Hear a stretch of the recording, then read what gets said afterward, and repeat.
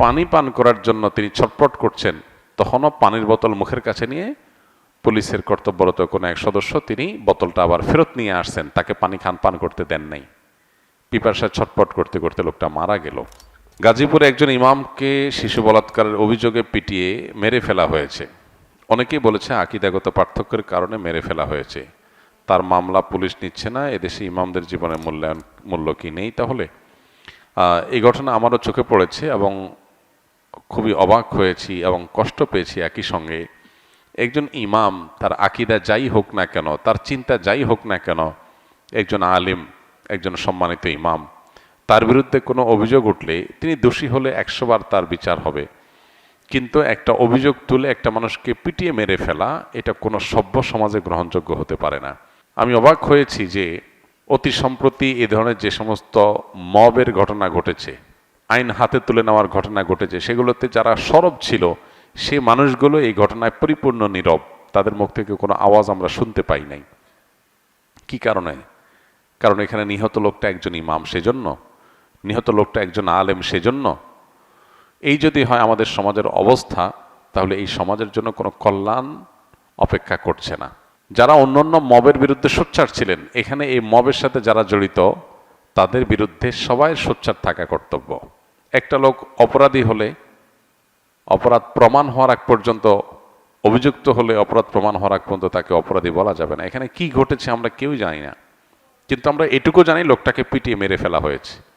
এবং আমরা ভিডিওতে দেখেছি যে পানি পান করার জন্য তিনি ছটফট করছেন, তখনও পানির বোতল মুখের কাছে নিয়ে পুলিশের কর্তব্যরত কোনো এক সদস্য তিনি বোতলটা আবার ফেরত নিয়ে আসছেন, তাকে পানি পান করতে দেন নাই।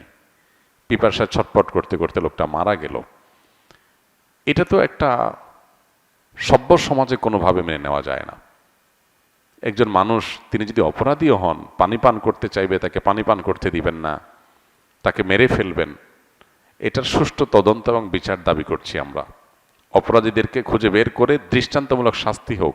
কিন্তু দুঃখজনক বিষয়, এই দেশে দাবি আমরা করে যাই, বাস্তবায়ন আমরা দেখি না। কবে যে এই দেশে আইনের শাসন প্রতিষ্ঠা হবে, কবে যে এই দেশে অপরাধ করলে মানুষ পার পাবে না, সেটা একমাত্র আল্লাহ তাআলা ভালো জানেন।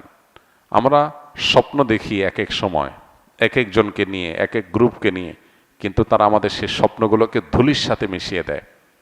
আল্লাহ তাআলা এই দেশে মানুষের প্রতি রহম করুন, করুণা করুন। আমরা যেন এই দেশে সুশাসন পাই, সেরকম নেতৃত্ব, সেরকম লোক, সেরকম পরিবেশ আল্লাহ তাআলা আমাদেরকে মেহেরবানি করে, দয়া করে, অনুগ্রহ করে, ভিক্ষাস্বরূপ আল্লাহ যেন আমাদেরকে দান করেন। এছাড়া আমাদের কোনো আশার আলো আমরা সচরাচর দেখতে পাই না। আল্লাহর অনুগ্রহ ছাড়া আমার কোনো উপায় নেই। আপনি যে কোনো মানুষের উপর একটা অভিযোগ তুলে তাকে পিটিয়ে মেরে ফেলতে পারেন, এটা তো হতে পারে না। এখানে আইন শৃঙ্খলা রক্ষাকারী বাহিনীর দায়িত্বের বিষয়টা চলে আসে। তারা এটাকে ট্যাকেল দিয়ে যথাযথ তদন্ত করে তারপর এটা নিয়ে পদক্ষেপ নেওয়া উচিত ছিল। আলেম ওলামারা, ইমাম সাহেবরা সমাজে তাদের মর্যাদা যেখানে সবচেয়ে বেশি থাকার কথা ছিল, সেখানে তাদের আজ এই দুরবস্থা। এটা খুবই দুর্ভাগ্যজনক একটা বাস্তবতা। কোন অবস্থাতে এটা মেনে নেওয়া যায় না। এই চিত্র যতবার দেখেছি ততবার ভেতর থেকে কষ্ট অনুভব করেছি প্রচণ্ডভাবে। একজন ইমাম, তিনি কোন আকীদার, কোন মাসলাকের, কোন মানহাজের, এগুলো দেখার দরকার নেই। এমনকি তিনি যদি ইমাম না হয়ে একজন সাধারণ মানুষও হতেন, একই কথা ছিল। ঢাকা ইউনিভার্সিটিতে যখন একজন তরুণকে চুরির মিথ্যা অজুহাতে বা মিথ্যা সত্য যাই হোক, চুরির অভিযোগ তুলে তাকে পিটিয়ে মেরে ফেলা হয়েছে, আমরা সেটার বিরুদ্ধে কথা বলেছি। এভাবে যত রকমের মব হয়েছে আমরা জানতে পারলে সেটা নিয়ে আমরা মুখ খুলেছি। সেখানে একজন ইমামকে এভাবে পিটিয়ে মেরে ফেলা হবে, আমি মূলধারা মিডিয়াগুলোতে এটা নিয়ে তেমন কোনো হইচই দেখি নাই, টকশোগুলোতে সরগরম হতে দেখি নাই। কারণ কি? লোকটা একজন ইমাম। যে দেশে, যে সমাজে ওলামা একরামের প্রতি ন্যূনতম শ্রদ্ধা এবং দায়িত্বশীলতা থাকবে না, সে সমাজের জন্য কোনো কল্যাণ অপেক্ষা করতে পারে না। আল্লাহ আমাদেরকে আমাদের যার যার জায়গা থেকে দায়িত্বশীল আচরণ করার তৌফিক দান করুন।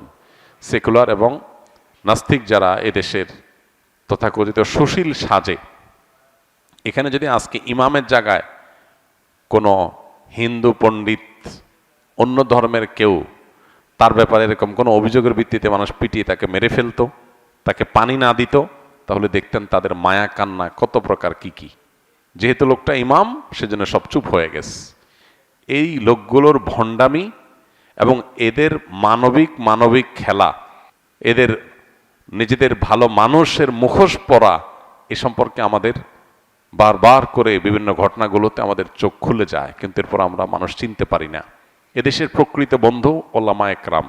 ওলামা একরামের চাইতে এদেশের প্রকৃত এবং সত্যিকারের বন্ধু আর কেউ নাই আসলে।